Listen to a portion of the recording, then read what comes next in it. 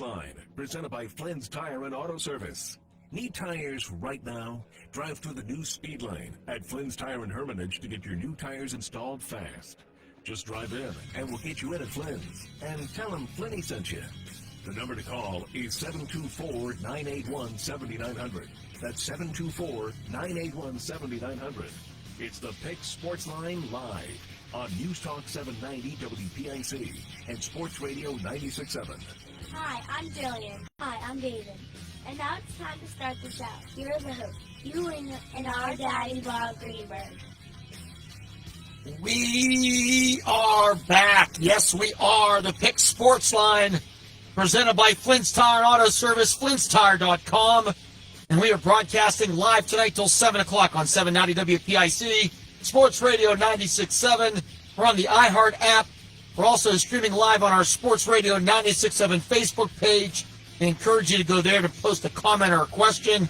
And, of course, at Twitter, at Ringer Hugh, at Bob Greenberg. We are back, and lots to talk about here tonight. The Pittsburgh Steelers are 2-0 for the first time since 2020, and we'll be talking all Steelers in hour number one. The Pitt Panthers are 3-0, also for the first time since 2020. And we have Jerry DePaula joining us at 6:05 from Trib Live and Trib Live Media to talk about all things Pitt. Tom Reisenweber at 6:30 for This Week in District 10. What a big week we've had, and coming up to a huge Week 5 in high school football. We have a lock, stock, and barrel plays of the week from high school football review, and we close it out with Pigskin Pick'em. We'll tell you who wins the Bays Pub and Grill $25 gift card.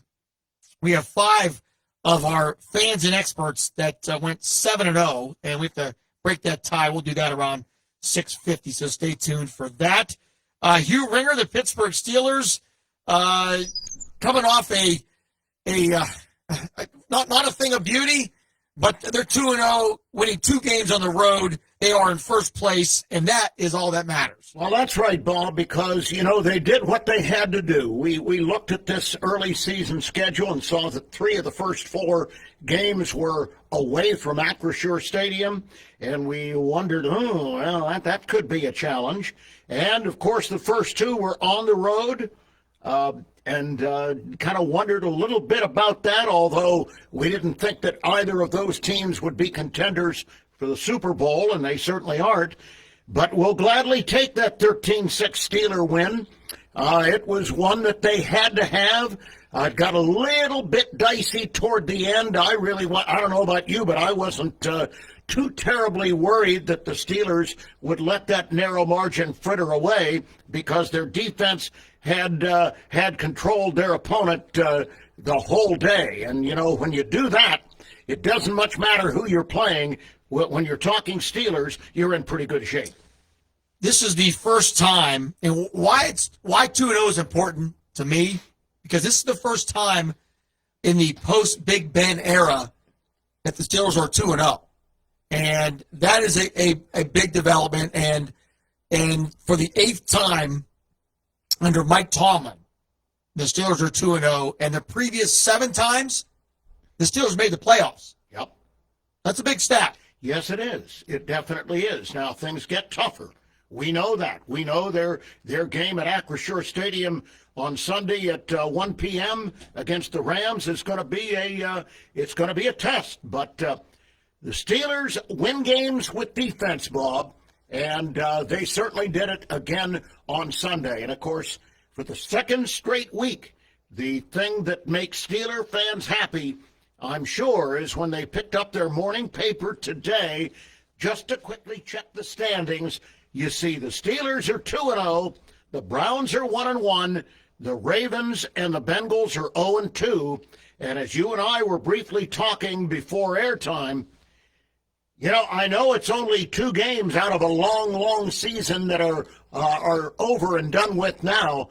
But if I am a Baltimore Raven fan, Bob, I would be very much concerned. They let that game slip out of their grasp yesterday, and now they have to go to Dallas to face the Dallas Cowboys, who came a cropper yesterday too, and I'm sure they're ticked off.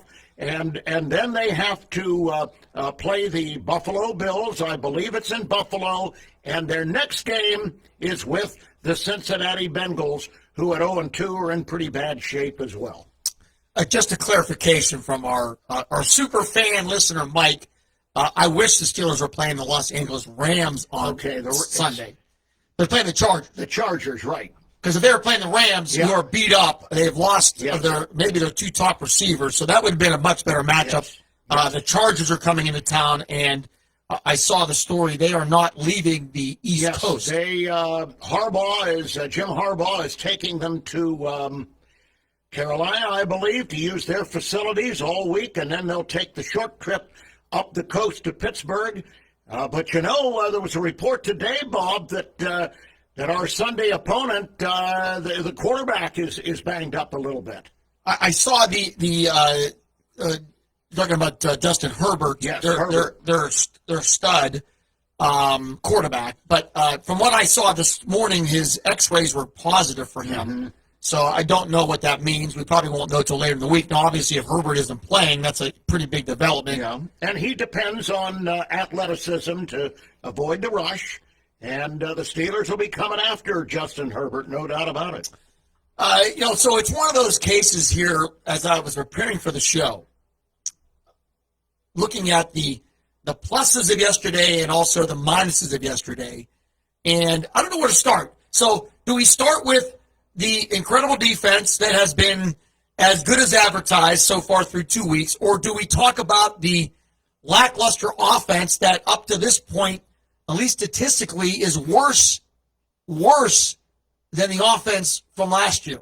Where do you want to start, you? Well, I think we should start with the defense and how the defense set the tone for the football game, and really they took care of their rookie quarterback. He did not have to do or was unable to do very much. The Steelers definitely had him under control. They didn't give up big plays. They stopped the running game. And I'll tell you, there are some defenders that are unheralded on this Steeler team in the year 2024 that a lot of people had not known very much about. And I think it's really going to help them to be a better football team. Now, for example, I really like the way the cornerbacks are playing for the Pittsburgh Steelers. Well, Joey Porter had a couple of holds yesterday. Maybe he wasn't at his greatest, but you take a look at the rest of those guys. Dante Jackson has been playing very well. Good run support. Has had a couple of interceptions. Just has been there to make big plays. Same thing for Deshaun Elliott, the strong safety who they acquired by trade from Carolina to pair with Minkah Fitzpatrick. And how about that huge second and goal interception by Corey Trice in that first half? That was a major play. And, of course, it was set up by pressure by our newest quasi-million-dollar man, I think we could say, in Cam Hayward. But that secondary is playing much better, especially the corners, than I perhaps thought they would. I know it's the NFL, and you never take for granted anything they do week by week, but it's also fair to say that this defense has, yesterday faced a rookie quarterback. Mike Tomlin has more wins over rookie quarterbacks than any coach in NFL history. So even though they were impressive, I'm still a little bit cautiously optimistic because if they face Herbert on Sunday, he's a considered big-time quarterback. And then you got guys like Dak Prescott, Aaron Rodgers, and Lamar Jackson, among others, down the stretch. So Right. I think this defense did what we expected them to do, but can they and will they do this when they face elite quarterbacks is still a question that hasn't been answered. I think that's a very good point, Bob. And Justin Herbert, as you know, and our listeners are well aware, is the typical big-time quarterback of this era. These big guys like to take the snap, drop back, and throw the ball down the field. They don't care if they throw to the sidelines, whether they throw it right down the numbers, which so far the Steelers have yet to even try, based, of course, it came out over the weekend, as you know, Bob, that the Steelers offensive coordinator told our quarterback, Justin Fields, under no circumstances, at least in game one, under no circumstances, throw the ball down the middle. And, of course, he knew something that most people didn't, and that's the quality of the safeties for the Atlanta Falcons. But I think he told him to do pretty much the same thing this week. What is your take? Because it seems like there's been a lot of debate here. We debated last week, and I was pretty much on the side of giving Justin Fields the key to the car and let him do his thing. But after yesterday, I'm not sure. Russell Wilson, from at least all reports, will sit at least one more week. So Fields is expected to start this Sunday at home. But maybe that will change my at least my position after one more game. But I don't know what to make of this offense. It looks like to me that this is the Duck Hodges type offense. They are not letting Justin Fields do his thing. Yeah. Trey Essex, former Steeler, on Twitter, he was very critical of the Steelers' offensive game plan, saying they're not letting Justin Fields do his thing. They're not rolling him out. They're not letting him use his legs. And I don't know if that's the best way to do it, but ultimately, Hugh, they're 2-0. Yeah, that's right. Now, I wouldn't go so far as to call him a Duck Hodges, but... I'm not talking about the game plan. Yeah, I know. Very, the game very plan conservative. Was Duck Hodges like. Yes. Yeah. But, I think that this is the safest way to play it. As far as the Steeler management and coaching staff are concerned, we should just say the coaching staff. I'm sure Dan Rooney, or Art Rooney, doesn't have anything to say about that. But anyway, don't make mistakes. Take care of the football. Do what you have to do. Get the ball into the hands of your playmakers. If you think that this is an opportunity to get it down the seam to, or at least down the sidelines to George Pickens, go ahead and do it. But be careful. And so far, I think he's exercised exactly what he was told to do. Well, I'm not, at this point, I have no criticism of Justin Fields. I think, you take away the big pass yesterday on the penalty to George Pickens. He got a touchdown called back yesterday. He had a couple plays called back in week one. His stats would be much more impressive. They're not horrible now. He is 30 of 43 for 273 and one touchdown, no interceptions. Yeah, and I think he had a QB rating of 91 something, didn't he? 94.4. 94.4, even better. Okay. But I guess the question is this. Do you know anything more about Justin Fields being maybe the future quarterback today than you did a couple weeks ago? I don't think we know one single thing more about that thought that many people have in the back of their minds. And I don't think the Steelers are thinking about it. I have people stop me on the street and at the high school and ask me, well, what about this? What about that? When are they going to get Russell back in there? I said they'll get Russell back in there, in my opinion, when he is completely healthy. And I think the Steelers have been told by the medical people clearly that they think Russ Wilson needs another week of inactivity before they seriously consider putting him back in. And as long as Fields carries the keys to the car and keeps the car running smoothly and the Steelers winning, I have no problem with it. I'm extremely happy with the way Fields has performed so far, quite frankly. But I still do not think that there is a quarterback controversy in Pittsburgh. The only controversy is, when is Wilson going to start? And it may be next week. I don't know. Not this week, but maybe next week. We'll have to see. And we talked about this a couple weeks ago, and my prediction is almost coming true. My prediction was, what happens if the Steelers win again this Sunday and Fields is even more impressive and his numbers are bigger and there's no penalties that are calling back touchdowns, and the Steelers are 3-0. 3-0. And Mike Tomlin decides to bench Fields and put Russ Wilson in at Indianapolis. That opens a door to a quarterback controversy, doesn't it? Bob, that is the very point. And I think there's nothing wrong with us hoping that they get to that point. But that's tough. That really puts Tomlin under a lot of pressure, because do you pull out a guy that is undefeated and has not made any game-changing mistakes, and you put in a guy who's been hurt, who's 35 years old, and has maybe some rust on him from inactivity? That's a tough call. I would agree with you. But Russell Wilson, you had, from what I read, he took 25 snaps in preseason. Yeah. Total. Right. So, I mean, and I think that's where it's going to get interesting.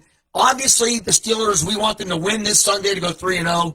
And then it'll be Mike Tomlin's decision, and it's a tough decision.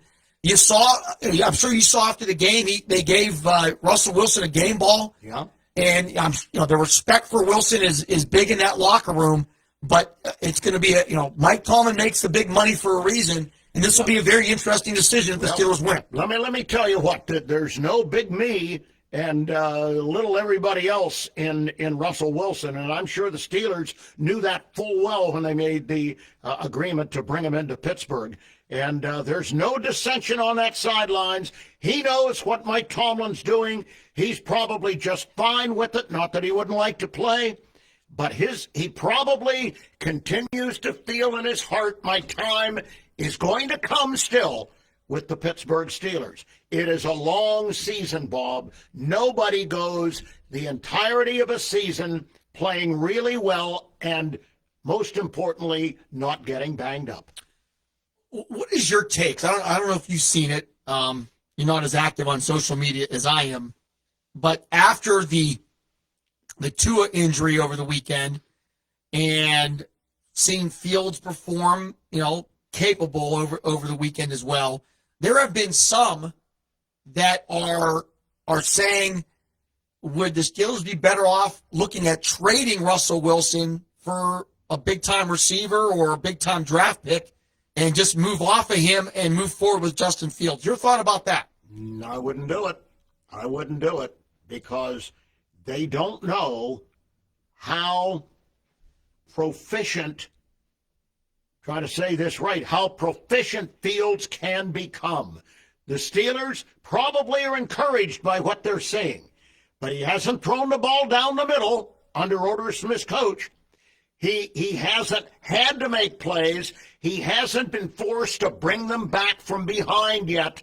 We haven't seen that, and that is so much of what makes a quarterback what he can do when he faces adversity. The Steelers, I can't think would ever do that.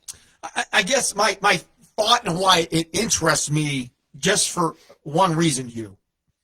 Russell Wilson's value is not going to get any greater or more valuable as he gets older.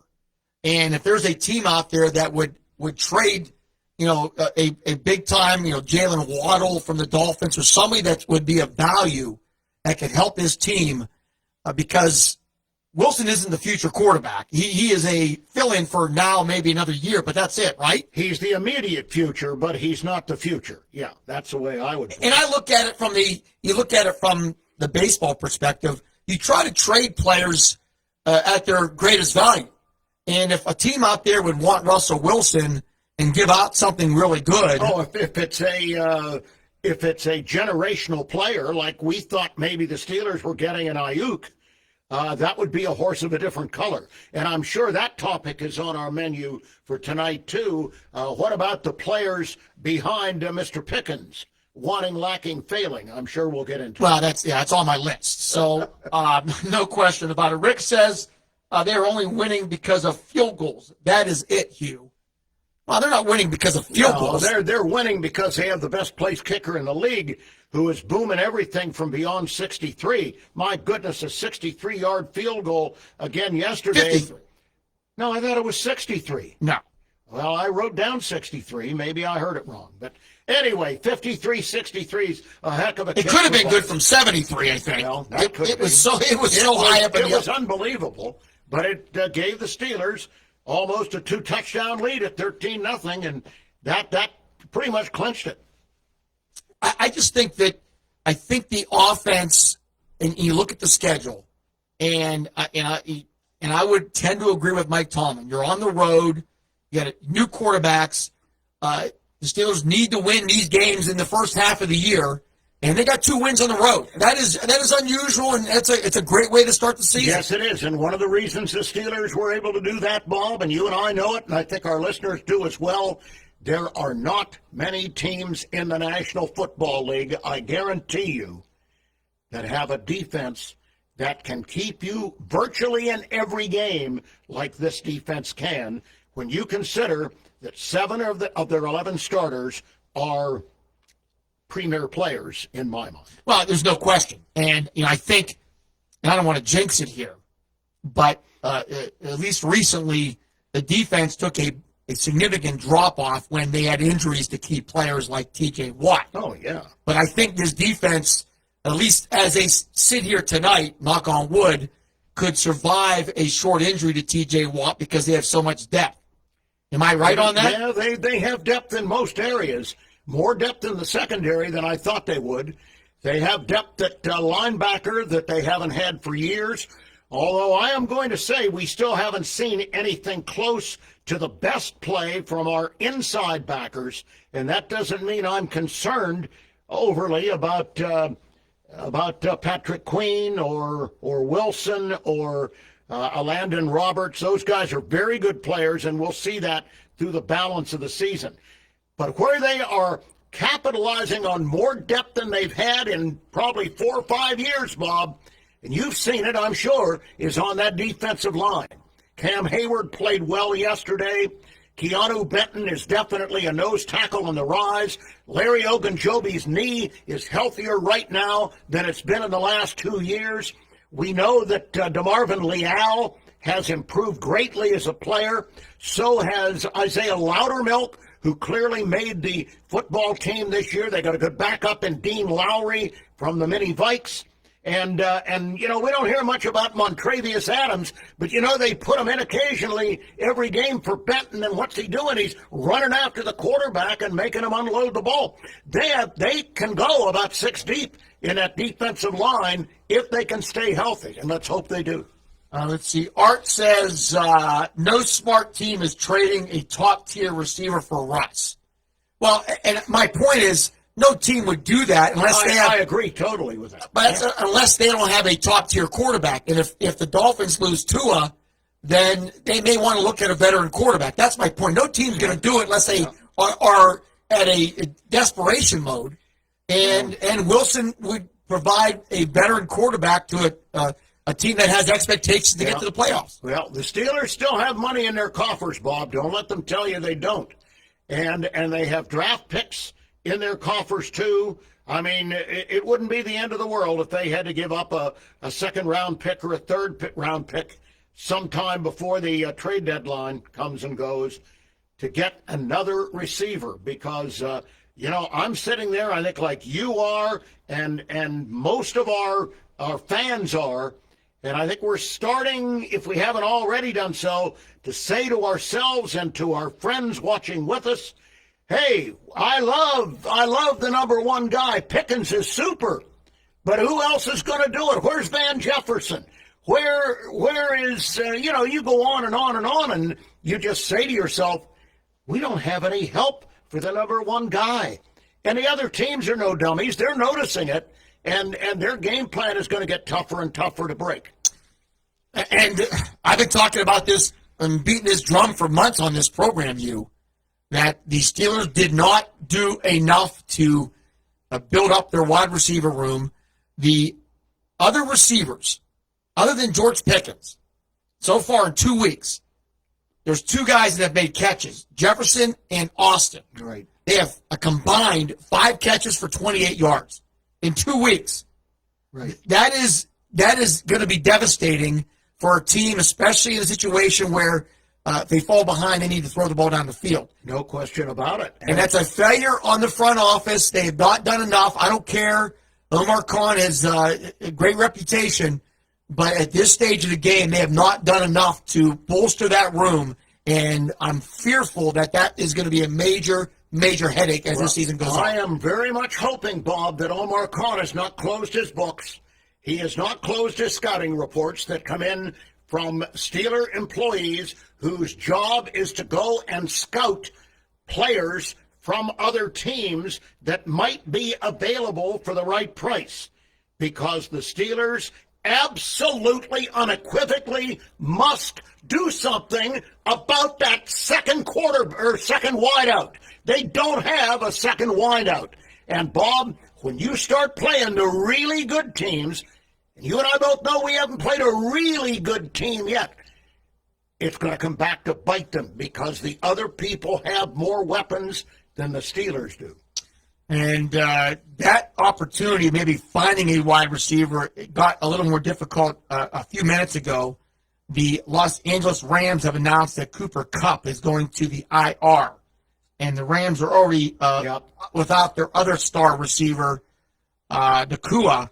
So they are in desperate straits. They have a great drop back quarterback, but nobody to throw to. Oh boy! So they would be looking to make a big move. You know who they're probably looking at is the guy the Steelers faced yesterday, and he was no factor in the game. Courtland Sutton. Yeah, Courtland Sutton. JPJ covered him the whole day. JPJ had a mediocre day, but I hardly heard Courtland Sutton's name mentioned. I think he had one catch. Yeah, I think he did. Well, I'm telling you, the Steelers, that is their weakness, and everybody in the NFL knows it, which makes it that much harder for them to get somebody. But they better do something. 724-981-7900. You want to give us a call, give us your thoughts. We appreciate all the interaction on Facebook. We're going to take a break, come back, and continue our discussion. What is going on in the offensive line with Broderick Jones and the platooning? We're going to talk about that when we come back. This is the Pick Sports Line presented by Flynn's Tire, right here on 790 WPIC Sports Radio 96.7. Hi, this is Joe Flynn with Flynn's Tire. We know how valuable your time is, so we've made it fast, easy, and affordable to buy tires. There's 3 easy ways to purchase tires from Flynn. First, just drive in, because Flynn will get you in right now. No appointment necessary. The second option, give us a call, and we'll help you select and reserve the perfect tire for you. The third option, save time and buy online at Flynn'sTire.com. It's that easy. Just drive in, and Flynn's will get you in right now. Tell them Finley sent you. I'm hungry. Well, I know just the place to go. They got what I like? Oh, yeah. When? Wait, what about drinks? Well, it's a bar and grill, so yeah, you're covered. Win-win? Speaking of win, they've got gaming, too, so you can Win. Come sit down for a great meal, a great drink, a great time, or all three. Vase Pub and Grill has just what you want. So come by for good eats, cold drinks, and the latest ways to win. Vase Pub and Grill, East State Street, Hermitage.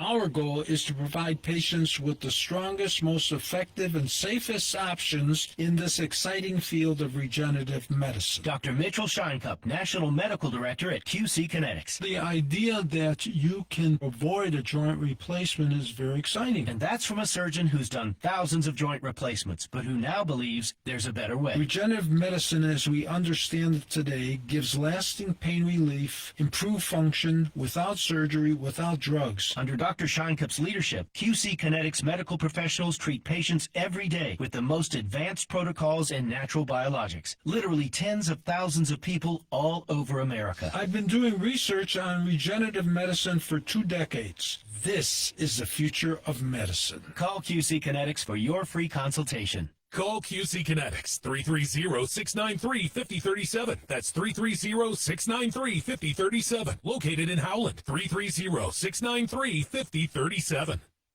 Stay refreshed and hydrated with Herman's Water, your go-to bottled water choice in the Valley since 1908. Herman's premium spring water is sourced from nature's purest springs, delivering a crisp taste that quenches your thirst. Say goodbye to dehydration and hello to hydration. Visit HermansWater.com to order your supply today that can deliver to your home or office for free. Ask about our new customer offer of 1 month free rental and 2 free bottles. Herman's Water, when taste matters.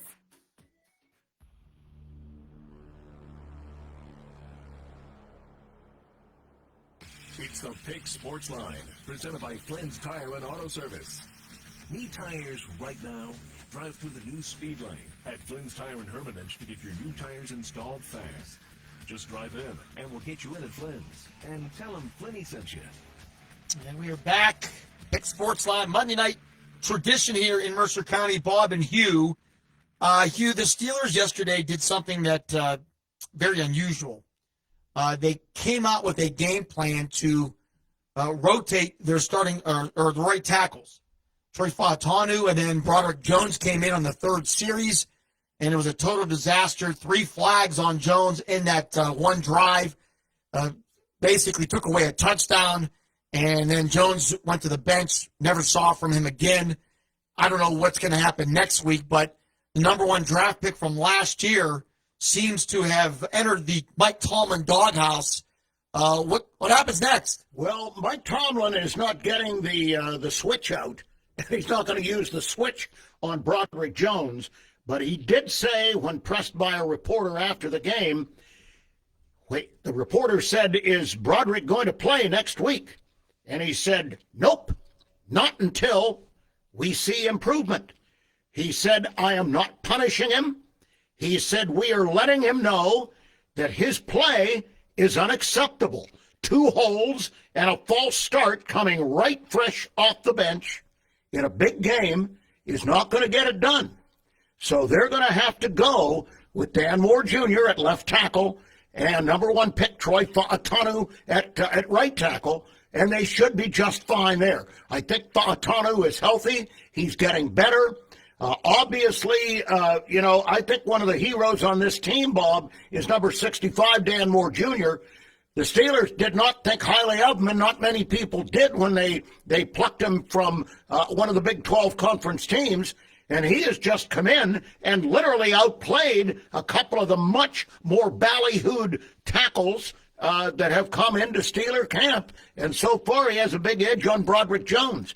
And Broderick Jones is going to have to show the Steelers in practice and otherwise when he is ready to get the helmet to go back in and play left or right or a combination thereof. But I think it's very frustrating to the Steelers and very disappointing that they're now well into their season and they have to deal with the guy who's going through something and is just all screwed up in his fundamentals. And that's what it is, Bob. He's all screwed up in his fundamentals. It's not bad attitude, but something has upset him that is causing him to play bad football. Well, let me guess what could be upsetting him. Let's see. He was a number 1 draft pick from the top program in America, and Georgia, and his feature position was left tackle. Yep. Out of college. They put him at right tackle. Yep. And then they have played games with him in preseason, rotating him between positions, maybe saying he wouldn't play right tackle, maybe at left tackle. And then yesterday they come out with a really absolutely unusual, to say the least, platoon plan. And, his head's messed up. I would think that the coaching staff has contributed to maybe his issues, don't you think? Well, I don't know. The only thing I can say that adds a little bit of fire to that water, Bob, is the fact that Broderick Jones, when he started at Georgia, it was in that year, and he only started, as I recall, 4 or 5 games his last year at Georgia. He did not have a 3-year period or certainly a 4-year period to hone his craft. The Steelers drafted him, though. And the Steelers number 1. Well, I know, because the guy has all the measurables. If the Steelers hadn't drafted him, somebody else would have taken him in the first round. He had everything they were looking for, and they thought he would be an anchor of this offensive line for the next 10 to 12 years. But who knows where his head is. We had a guard who came in and moved to center and did nothing for the Steelers a couple of years ago, and they invested a pretty high choice on him. You know what happened to him? I don't know whether Broderick Jones is going to go that way or not. I sure hope not, because the Steelers were licking their chops after this draft because they knew that they had Fautanu, a number 1 pick, Jones, a number 1 pick the year before. But Hugh, the Steelers have had some recent history of not producing good linemen. Kendrick Green was a high draft That's pick. the guy I'm talking He about. failed miserably. He did, and he's not been a star with his other team. And the other one that is maybe the most glaring one was Kevin Dotson.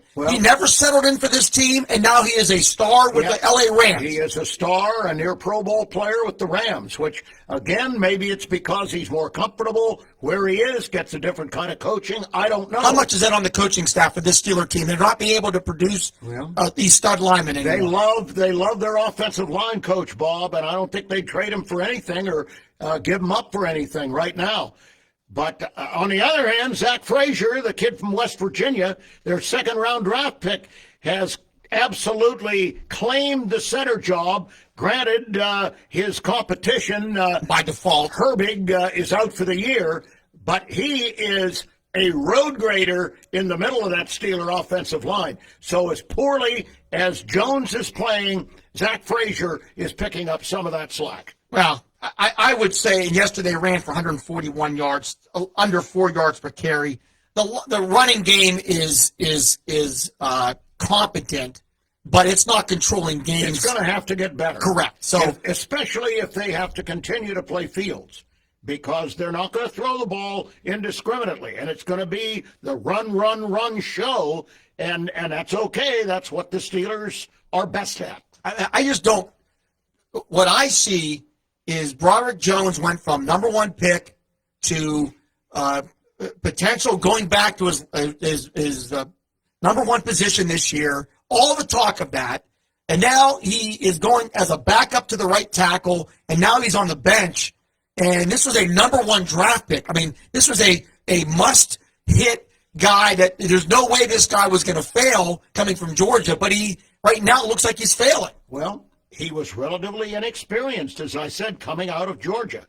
The only thing I'll say, Bob, is you can rest assured the Steeler coaches are not giving up on Broderick Jones. They still think that he's the number one pick they drafted year before last, or last year rather. But we're going to have to see it to believe it here in this season. And if he doesn't come back and get it together, this Steeler offensive line may not move forward the way I think all of us were hoping and expecting it would. I am guessing, I don't know for a fact, but I'm guessing that Broderick Jones, considering what a star he was in high school and college, has never been on the bench in his life. I'm sure that's the case. So how will he handle this? Is a major demotion. He got and Trey Essex said on Twitter yesterday, the former Steeler lineman, he doesn't remember ever seeing a lineman pulled mid-series like what happened yesterday. He got pulled off the field during the game. That's almost unprecedented. Well, there have been Steeler linemen who've been pulled, but maybe not that unceremoniously. But how do you think how do you think his psyche is here tonight? Well, the only thing I know is I think the Steelers would be the first one to tell you he's a good kid. He doesn't have a bad head on his shoulders, and that was part of the reason they drafted him. And I believe, I'm convinced that in no way have they begun to give up on him. Well, yeah, it's too early for that, but I'm concerned. I think at this stage, the Steelers are lucky because Fontanu and Frazier played great yesterday, and they'll be fine at those positions for now. But if injuries occur, which they normally do, and Jones gets thrown back in there, is he going to be the number one draft pick, or is he going to be another flop? Well, we're going to have to wait and see. And, of course, they're already missing their best veteran offensive lineman, Isaac Seumalo, who should be pretty doggone ready to come back from his pec strain. If not this week, I would certainly think next week, and be back at his starting left guard position, which certainly will help. 724-981-7900. I don't know about you, but it was funny yesterday when the Steelers were driving and they were near the end zone, and the announcers were speculating on what they might do near the end zone. And they talked about Pickens, they talked about Freiermuth, never mentioned big Darnell Washington. Hey, he's going to be a weapon down there, Bob. Why wouldn't he be? The guy's 6'7", 285 pounds. He can still run a little bit, as big as he is.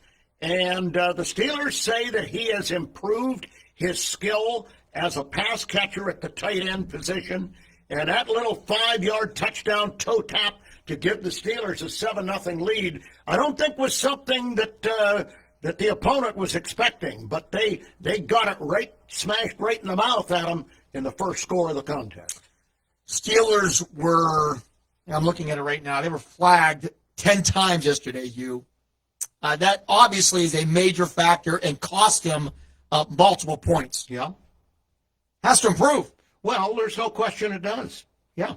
I think somebody had posted, not a surprise, that the Steelers on every drive they had a penalty yesterday. They did not score any points on those drives. Mm-hmm. Basically, those penalties ruined every one of those drives. And those are big. And that is a major concern right now because this offense is not capable in a lot of cases of picking up 25 yards on 1st and 25. And with the team that they're playing this Sunday in Pittsburgh, Bob, if the offense doesn't get it in gear, and if it doesn't improve and put more points on the board, they may be hard-pressed to win that football game. Well, and they're facing the hottest running back in the NFL, a guy the Steelers have faced multiple times in the past. J.K. Dobbins is off to an incredible start, 266 yards rushing, almost 10 yards a carry in the first 2 weeks, couple touchdowns. So this will be a much more challenging opponent for the Steeler defense. Will be a good grade for me. If this defense are as good as advertised, they're facing Herbert if he's healthy, which it looks like he might be, and they're facing J.K. Dobbins and a Chargers team that is could be very explosive. And if they shut this team down, then that is going to be a big moment, I think. I'll make a bet with you, Bob. Dobbins is not going to be a big factor in this game. He never was with the Ravens. He's not going to be when he comes in with Los Angeles on Sunday. And by the way, you're not beginning to question the defense a little bit, are you? No. My point of the defense is this, that so far they've been as good as advertised, but there's also, they did it against a rookie quarterback yesterday. And you can't, that's a major factor, especially early in the season. The experienced defense almost always beats the young rookie quarterback. Right. So I'm looking for this defense to perform in the big moments against high-quality teams. They're going to be facing Joe Burrow and Patrick Mahomes and Jalen Hurts and these guys down the road. And this Sunday will be really a first big test for me to see if this defense has what it takes. It'll be a good test. I think it'll be a good football game. And the Steelers, I don't know whether you heard T.J. Watt's comments after the game, but he said, "No, I'm not complaining." He said, "I'll go and play wherever we have to play." But he said, "Man, I can't remember what it was like to be at home." He said, "I can hardly wait to get home." Don't you worry, boy. T.J. Watt and his buddies are going to be happy for some home cooking and playing at Acrisure Stadium on Sunday. Matt says that defense is as good as it gets. However, as in the past, the Steelers have to get first downs to give their defense a rest. There's no question. You can't put the defense out on the field for long stretches, especially with the heat and humidity that we're still having to deal with in this part of the country. 724-981-7900. We'll take one more break, come back, continue our Steeler discussion. This is the Pick Sports Line presented by Flynn's Tire right here on 790 WPIC Sports Radio 96.7. Hi, this is Joe Flynn with Flynn's Tire. We know how valuable your time is, so we made it fast, easy, and affordable to buy tires. There's 3 easy ways to purchase tires from Flynn. First, just drive in, because Flynn will get you in right now. No appointment necessary. The second option, give us a call, and we'll help you select and reserve the perfect tire for you. The third option, save time and buy online at Flynn'sTire.com. It's that easy. Just drive in, and Flynn's will get you in right now. Tell them Finny sent you. My car does more than take me from here to there, and I expect my insurance to do more too. That's why I chose my agent and Erie Insurance. They offer first accident forgiveness and the service I deserve at a price I can afford. Your local Erie agent is Mailer Insurance. Get a quote today at MailerInsurance.com. Mailer Insurance, a Reinhardt's agency affiliate. Erie Insurance Services are provided by one or more of the following insurers: Erie Insurance Company, Erie Insurance Property and Casualty Company, or Flagship City Insurance Company, home offices Erie, Pennsylvania, or Erie Insurance Company of New York, home offices Rochester, New York. An equal opportunity insurer. Waterfire Sharon returns for the last event of the season on Saturday, September 21st. High energy, juvenile characteristics play from 4 to 6:30 p.m. Then Four Kings and the Queen take the stage from 8 to 10 p.m.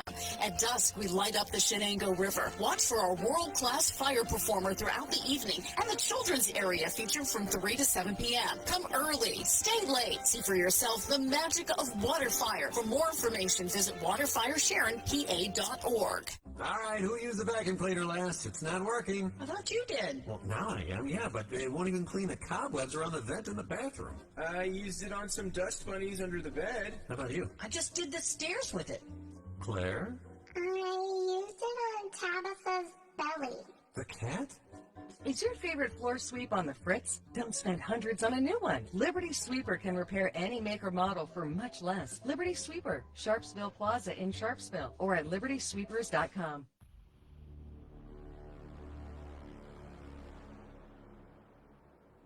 It's the Pick Sports Line, presented by Flynn's Tire and Auto Service. Need tires right now? Drive through the new speed lane at Flynn's Tire and Hermitage to get your new tires installed fast. Just drive in, and we'll get you in at Flynn's. And tell them Flinny sent you. And we are back here, final segment of Steeler Talk. Bob and Hugh. Hugh, your evaluation of new punter Corliss Waitman.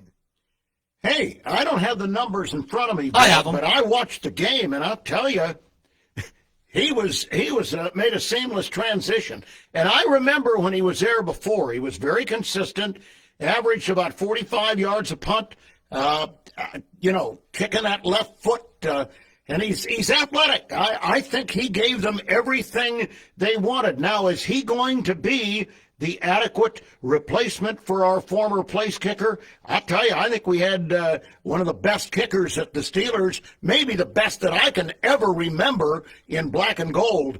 But the acquisition of Corliss Waitman was definitely quite fortuitous as a replacement. He had 8 kicks yesterday, averaged 53 yards per punt, but asterisk, because it was in Denver, so it's a high altitude, so the ball's going to go a little further. 2 of them inside the 20-yard line, Yep. And then he had a big punt at the end of the game when needed. So so far so good. He held the ball obviously very well for Boswell. So that overall, I think after one game, it was a good pickup. Absolutely, and that is very important. The holder for your place kicker, no question. Paul wants to say, really need to talk about Queen not living up to the hype so far. Well, Queen has not done anything that would make us leap out of our chairs, has he? No, he's been a quiet performer.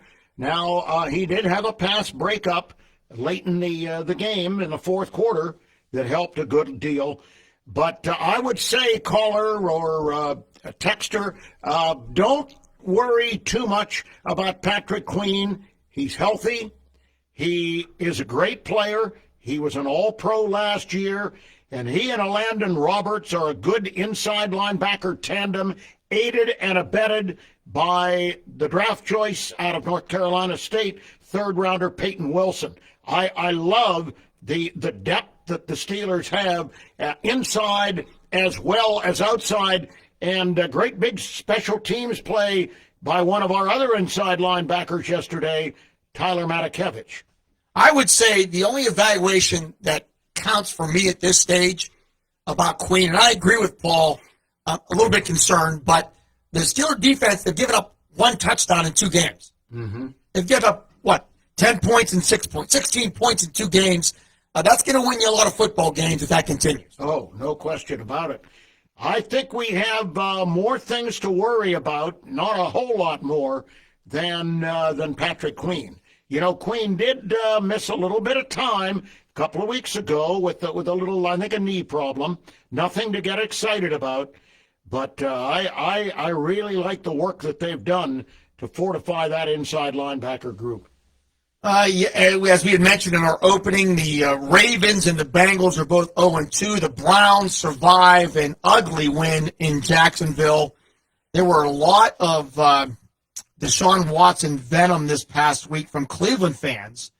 The news story came out. I wonder why. Well, the news story, yeah, hard to believe. The story came out about potential new allegations. And then there was something leaked about his contract.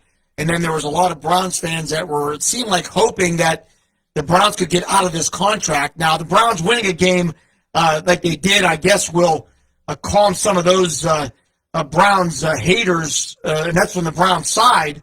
But still, Deshaun Watson has not really performed very well. They play at home against the Giants this week, so the Browns have a good chance to win. Yeah, that's a win. Well, you know, as far as I'm concerned, and I think most Browns fans would clearly agree, Deshaun Watson has been a huge disappointment for various reasons. And I think his troubles have dogged him wherever he's gone. So that will be interesting to see how that all plays out. Steelers and Chargers this week, and I think the big story is, and at least the early news, it looks like Herbert, his X-ray was negative, so his potential injury, and I don't know what his status will be coming up this week, but if Herbert isn't playing, that definitely helps out the Steelers. Oh, no doubt about it. But they have a lot of weapons, and you don't want to take that team lightly. All those teams from the West Coast know how to score the football. No doubt about it. Mark's saying Watson played like Fields, but D played well. But Fields isn't making $400 million like Deshaun Watson is. That's right. Fields was he was cut from his last team or let go, and the Steelers picked him up. So, I mean, Watson has much higher expectations. They traded away the house for this guy. Yeah. They gave him guaranteed money, and he's thrown one touchdown in 2 weeks. Could you imagine if the Steelers would have done that with their starting quarterback? I mean, that would be Big Ben, and he would have thrown one touchdown in 2 weeks. Steelers fans would be going crazy. Yeah. So, I mean, Browns fans can't be happy with the play of Deshaun Watson. Can't be. I mean, he threw for 180 yards. No touchdowns. He's thrown one in two games. The same as Justin Fields. I'm not arguing. And the Bengals, I don't know what's going on there. I mean, they look out of sorts. They do. And, well, I'll tell you, something is going on with Mr. Burrow. What about him flexing his throwing hand all the time? He's like me waking up at 3 a.m. and my hand has gone to sleep, you know? He's flexing his hand all the time. There may be some injury in that area that they haven't addressed yet. And if he does not have a good grip on the football, that can reduce his effectiveness as a thrower.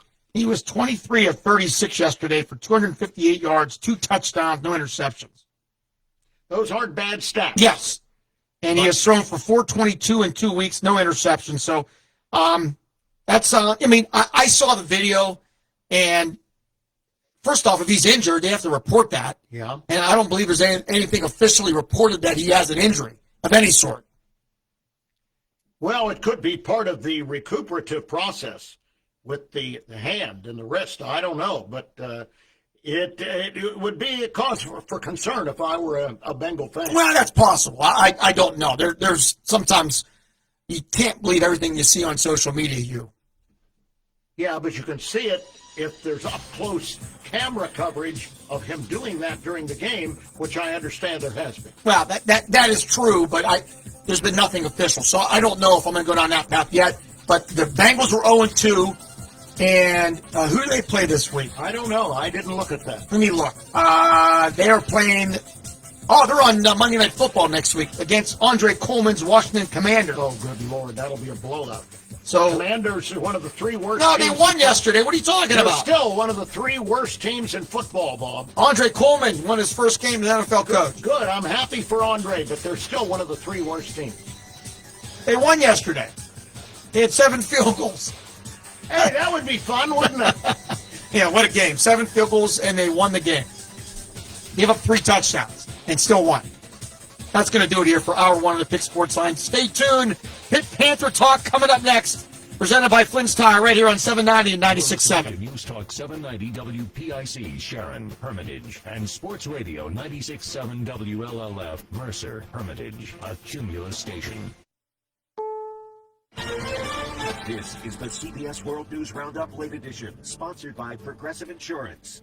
I'm Christopher Cruz. We've learned more about the apparent assassination attempt on former President Trump at his golf course in Florida. Here's Acting Secret Service Director Ronald Rowe. The subject, who did not have line of sight to the former president, fled the scene. He did not fire or get off any shots. Officials said the suspect, Ryan Routh, was at his position for about 12 hours before agents discovered him and fired at him. The FBI says Routh was the subject of an investigation in 2019 after police got a tip that he illegally possessed a gun. CBS's Manuel Bajorquez says the suspect was in a courtroom in West Palm Beach today to hear the 2 federal charges against him. He seemed very relaxed in the courtroom. He was wearing a blue jumpsuit that the inmates wear. He was shackled and handcuffed. But when he was speaking with his public defender, he was smiling at times, even laughing. In Philadelphia today, President Biden decried political violence, then turned to the lie that Haitian immigrants in Springfield, Ohio, are eating people's cats and dogs. It's wrong. It's simply wrong.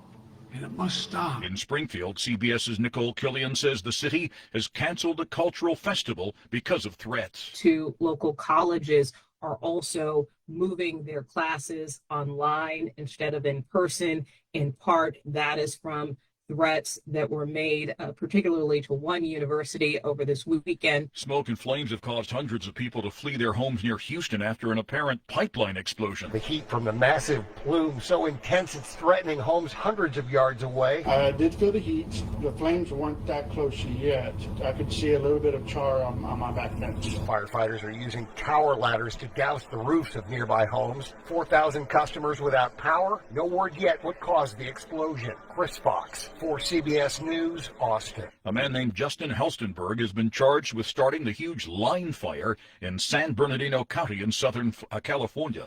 District Attorney Jason Anderson. We filed charges this morning on Mr. Helstenberg as a result of what's known as the line fire.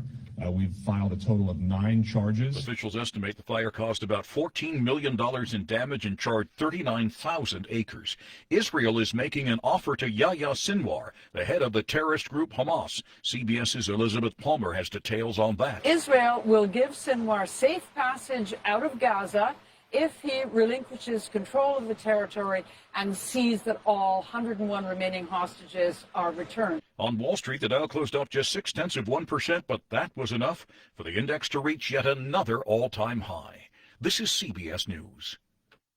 Sponsored by Progressive Insurance. We offer auto, home, and commercial auto insurance, plus a variety of business insurance options. Visit Progressive.com today.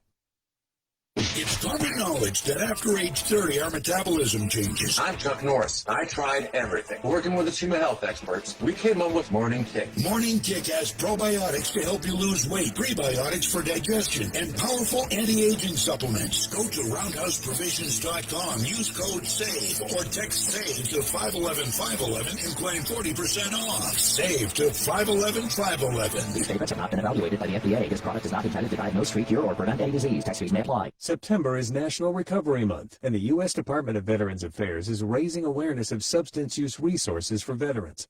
I'm Dr. Joseph Liberto, National Mental Health Director, Substance Use Disorders at VA. We want veterans to know that any time is the right time to start recovery. From outpatient care and residential rehabilitation to evidence-based treatments and harm reduction services, veterans can receive world-class support at VA.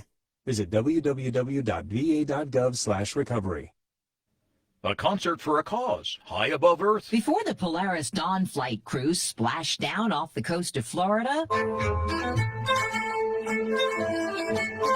SpaceX engineer Sarah Gill serenaded her 3 fellow crew members with a violin. She played John Williams' score from Star Wars: The Force Awakens. Footage shows Gills floating inside the Dragon capsule as she plays, her hair standing up in the weightlessness of space. The music synced up with orchestras from around the world in a partnership with St. Jude's Children's Hospital and El Sistema. Deborah Rodriguez, CBS News. An 11-year-old boy who slipped between two boulders near his school in Windsor, New Hampshire, was trapped for more than 9 hours. Firefighters used ropes and a lubricant to pry the boy out of the boulders. He was uninjured. Christopher Cruz, CBS News.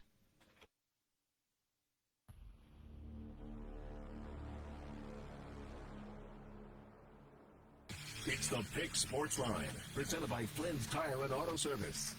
Need tires right now? Drive through the new speed lane at Flynn's Tire and Hermitage to get your new tires installed fast. Just drive in, and we'll get you in at Flynn's. And tell them Flinny sent you. And welcome back. Hour number 2 of the Pick Sports Line, Bob and Hugh. And as per our weekly tradition, Jerry DePaula now joining us from Trib Live and Trib Live Media. And Jerry, the Pitt Panthers story of 2024 has been quite amazing. Back-to-back victories in the most improbable manner that I can remember as a Pitt fan. You got to watch it. Just your reaction and your reflection. It gets more bizarre by the week, doesn't it? I was stunned on a week ago when they beat Cincinnati after being down 27-6, and then West Virginia was playing pretty well. Garrett Green was doing okay. They were running the ball pretty well against Pitt. All of a sudden, everything changed. Once Pitt went up, or WVU went up by 10, Eli Holstein started getting some protection. He wasn't getting much protection earlier in the game. It protected him better. He had been sacked 5 times, and he made that pass to Dejon Reynolds with 3 guys on him. Somehow it got through 3 guys. Reynolds made the catch, his first catch of the season. Not only his first catch, but his first target of the season, which was pretty amazing. And it was a big touchdown. And then they came back and did it again and scored a touchdown at the end of the game. This team has a lot of resiliency, but as in a lot of character. They work hard and they're together. But as Pat Narduzzi said today, hey, we won the game. That's great. We sang the fight song in the locker room, but there was a lot of mistakes we have to clean up. The number one mistake, I thought, was having 10 men on the field when they let the punter run for a first down. That's a basic thing. You have 11 guys on your punt return team. Get those 11 guys out there. Somehow the 10th guy wasn't there, and he was the one who was supposed to make sure that the punter didn't run, make sure the punter actually kicked the ball. Well, he wasn't there, and the guy saw a wide open space and ran for the first down. They came back in that same series and blocked the punt and to turn it into a touchdown. So that was a big play. They had a lot of other big plays that they compensated for some of the problems they had because they really didn't defend the run that well. Like I said, they didn't protect the quarterback that well, but just had enough at the end to win the game, and they can't keep it up because, Cincinnati and West Virginia are power conference teams. They're probably not the best teams on their schedule. And I noticed today that the Athletic put out its ranking of 134 college football teams. Pitt was 39th, okay, which is pretty good. But there are 6 teams on Pitt's remaining schedule, that are ranked ahead of them, better than 39. So it's going to be tougher as the season progresses. The one question I got all weekend after the game, and people keep asking me, how did Pitt get Eli Holstein? How did he come up from where he was in the South and out of Alabama? How did he come to Pitt and not some other big-time program? Well, he didn't play at all last season for Alabama. And I think the Pitt Collective, the Lions 412, stepped up and paid him what he was looking for. He wanted to go somewhere where he could compete for the job. Probably felt that Alabama wasn't the place for him to compete for the job and actually win it. Probably thought he had a better chance to win the job here than anywhere else. He had some other schools after him, but maybe there were schools that had better situations at quarterback. Hey, I love Nate Yarnell, and he did a nice job in the 3 starts he had, for Pitt. But he's not Johnny Unitas, and I think that Holstein, is obviously a very good quarterback. I'm not going to call him great yet, but the Lions 412, their collective stepped up and paid him what he wanted, and that's probably the main reason. And the other reason is he likes Cade Bell. I mean, Cade Bell runs an offense that is conducive to the big numbers on offense, and he probably realized that. And he figured he can be a part of that. And, and Narduzzi can be very persuasive, too, not just with the money they offered him, but with the fact that he, sticks up for his players and really, makes them feel like they're important to him. And maybe that's how it worked. Yeah, it's really unbelievable. And, people are talking about he may be the best quarterback at Pitt since Dan Marino, but that's still a long way to go. But about Kenny Pickett, right? Well, I mean, they're talking about Heisman finalist. But that's what people are saying, and I said the same thing. But I look at Holstein as a freshman, and his future is very bright. But in the crazy world of college football, there's no guarantee he'll be there for 3 or 4 years, right? That's just it. You got to make sure that you step up and you have to pay him even more money. It's just like you guys are all free agents after the season. You got to pay him even more money to keep him here for the 2025 season. Because he's only a redshirt freshman, and there's going to be schools lining up. I remember Pat Narduzzi, saying one time on Sirius Radio that Kenny Pickett got offers from other schools, one including Notre Dame. I talked to Servassier Dennis one time. I was doing a clinic out at Gateway High School, and he told me that he had some schools that were after him before his last year at Pitt. And this is before these guys, Pickett and Dennis, never even went into the portal. So these are schools breaking the rules because you're not supposed to contact these guys until they get into the portal. And, there could be, I'm sure Holstein has some people working for him. Wouldn't surprise me one little bit if, some of these schools, third parties, are behind the scenes are talking to his representatives, say, hey, don't forget about us after the season.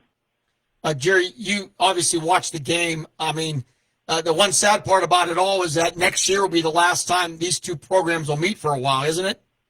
Yeah, and at 2025, then they resume in 2029. But I'm thinking, it's possible. Both coaches want it. Neil Brown and Pat Narduzzi both said they want it. Ren Baker, the AD in West Virginia, has said he wants it.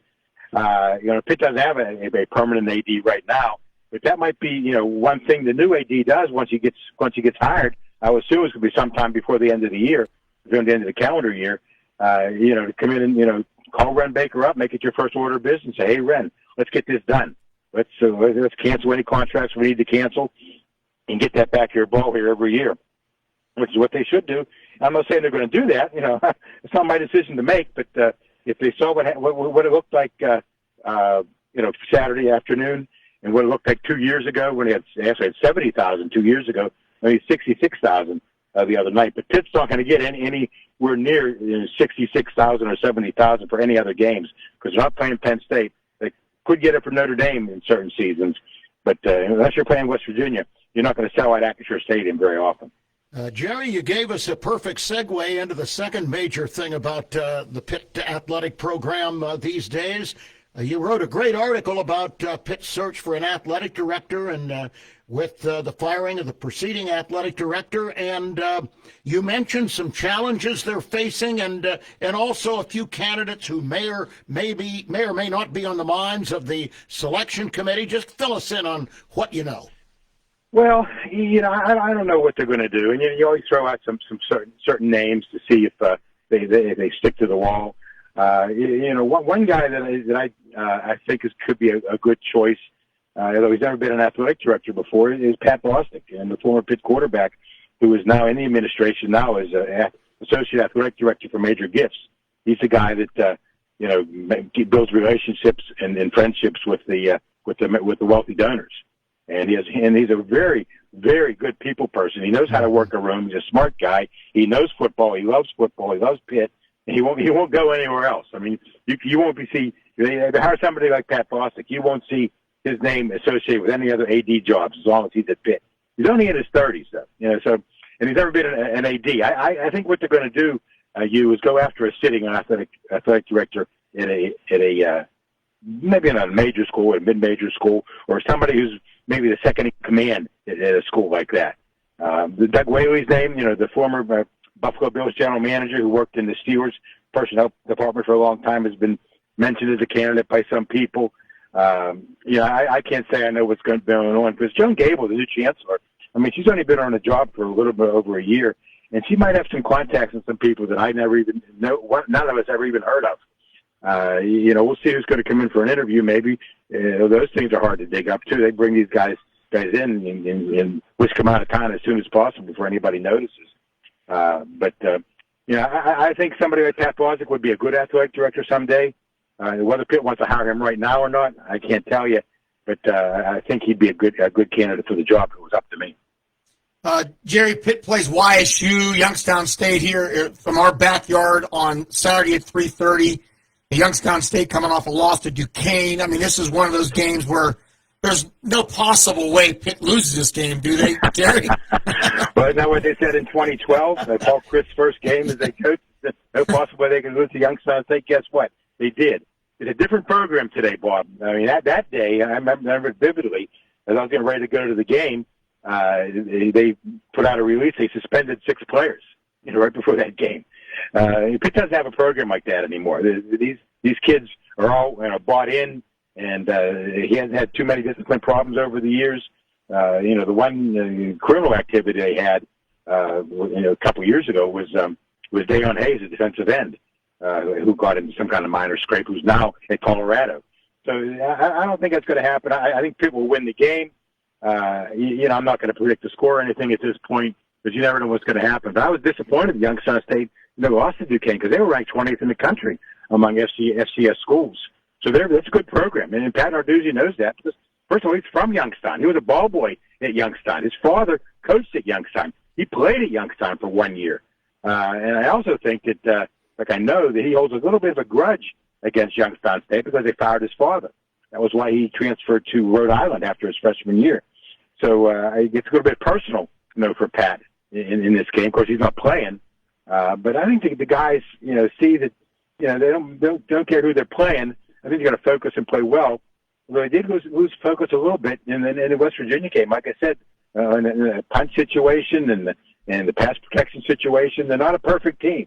I can't see them going through a season undefeated, and they're going to have some games where they're not going to be able to come back in the fourth quarter because their defense is going to be better.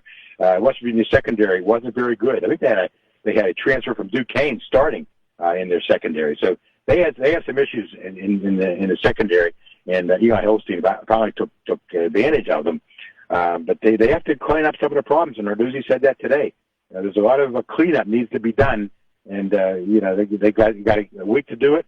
Then they're off next week before they go to North Carolina to start their ACC schedule. Jerry, did Pat Narduzzi address his fine that he was assessed over the weekend?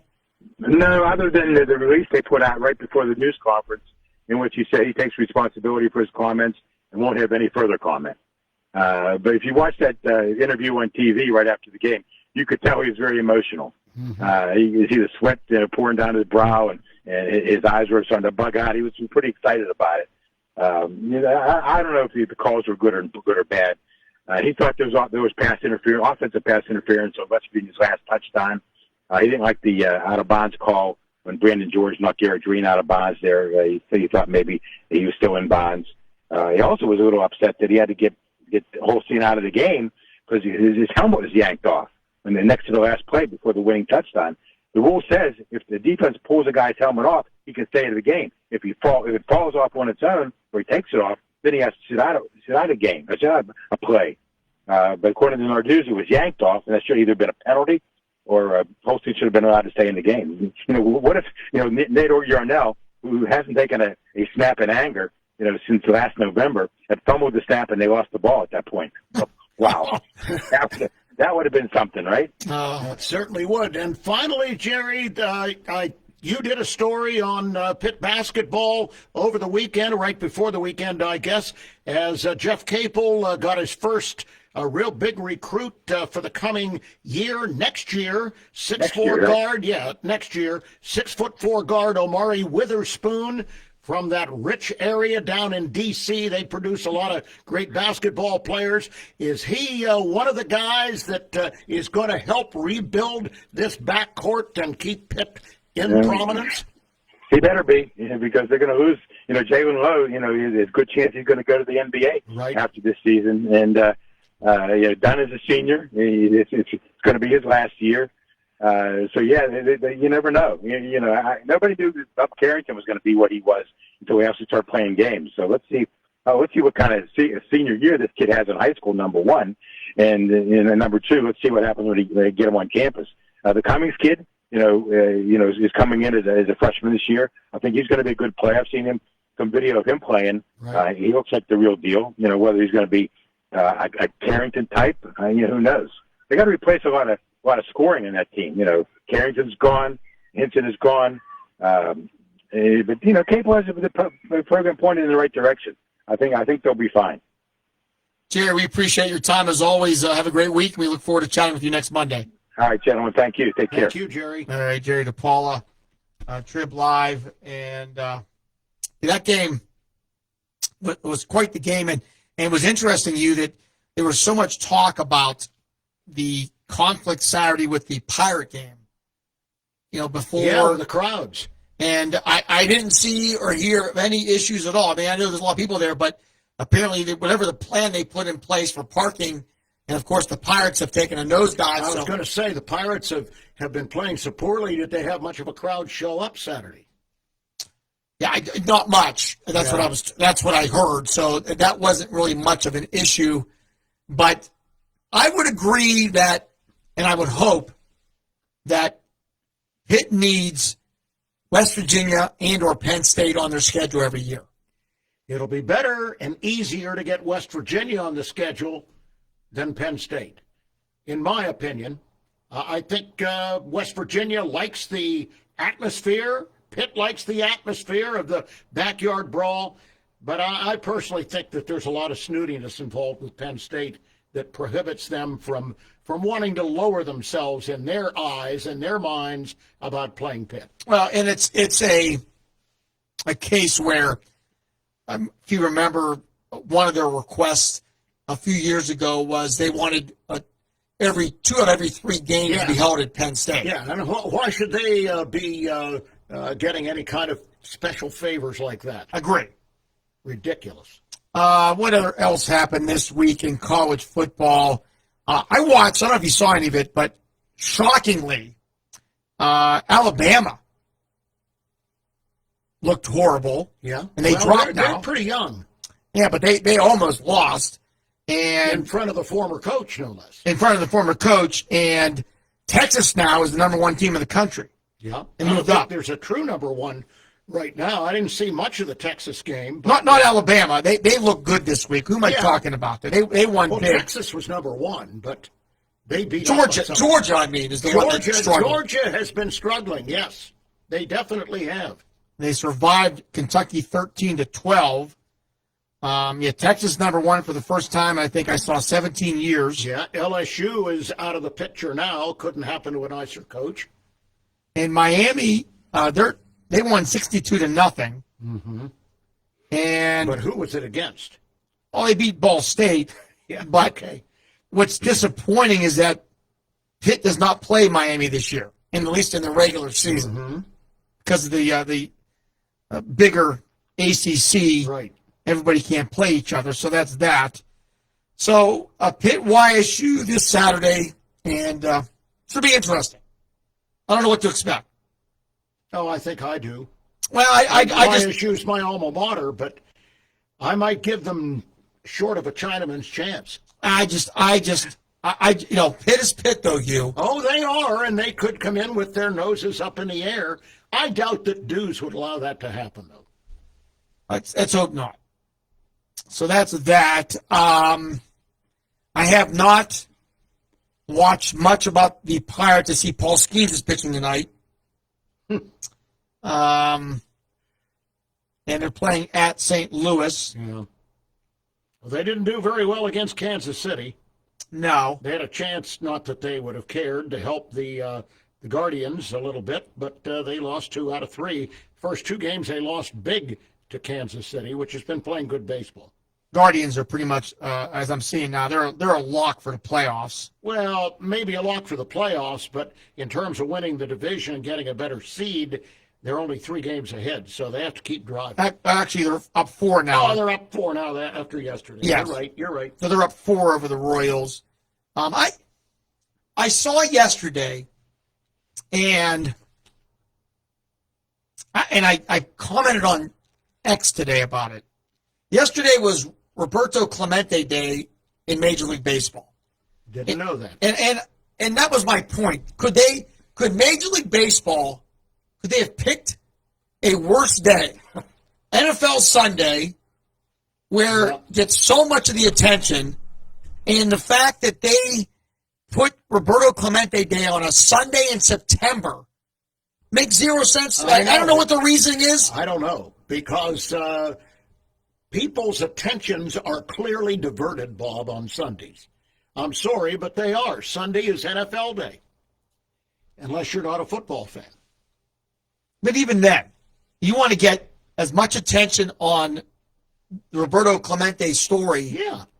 Why not do it in July or, before the NFL starts, even preseason? But the going head-to-head, I mean, literally, I didn't see anything about it until later in the day I saw a story. I didn't know about it at all until you mentioned it.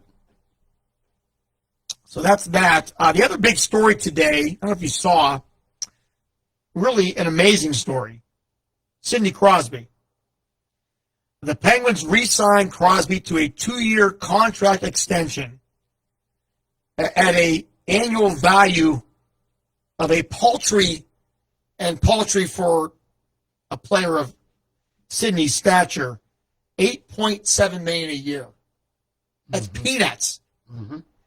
He obviously, the all-time Penguins great.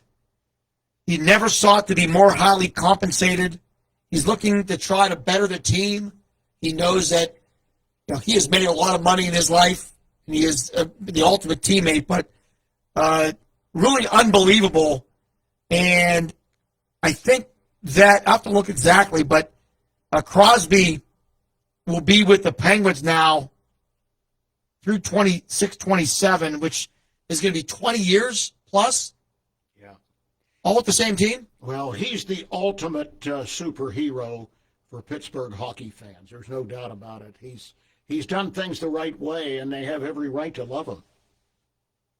I mean, if I'm reading this correctly, every single year he's had the same contract, $8.7 million.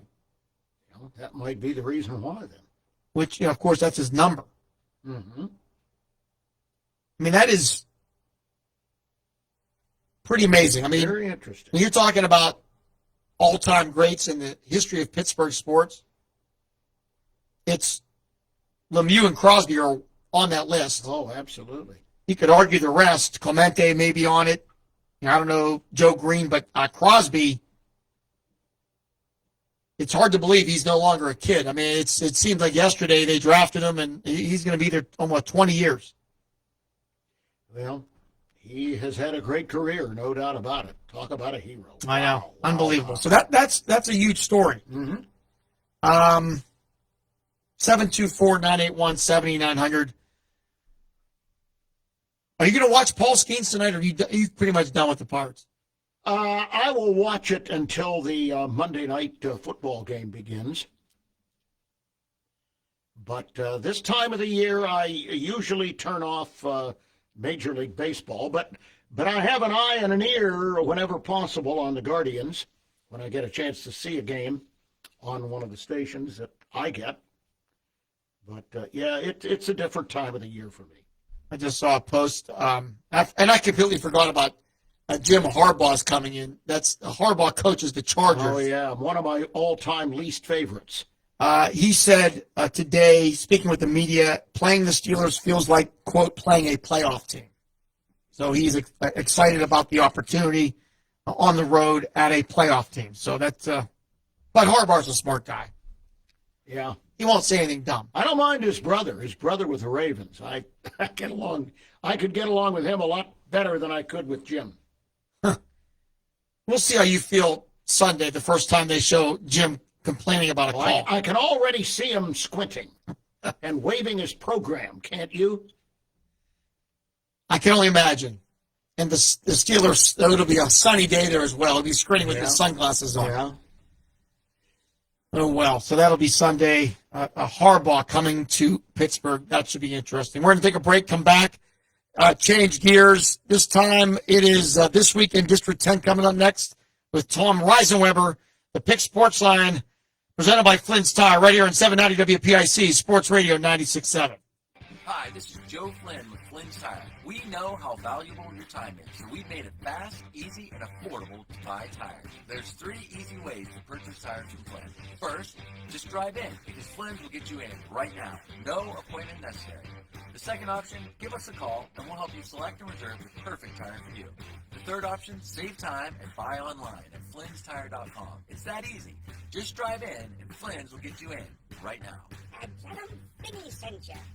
How well do you know your insurance company? Well, I know I pay each month, and I'm covered. Okay, are you sure you have the best rates? Do you have the right coverage for your needs? Are you paying for things you don't need? Well, I haven't actually talked to my agent. I just assumed... Talk to a real person. Talk to someone local and see the difference. Mailer Insurance is local. Mailer Insurance lives where you do. And we'll give you the coverage you need and nothing you don't at a fair price. And they are always here to talk. Mailer Insurance in Sharpsville or at MailerInsurance.com, a Reinhardt's Agency Incorporated affiliate. In 1973, Lock, Stock, and Barrel opened their doors and served their first of over 3 million giant submarine sandwiches. And they still serve 42 whole subs on 15-inch buns.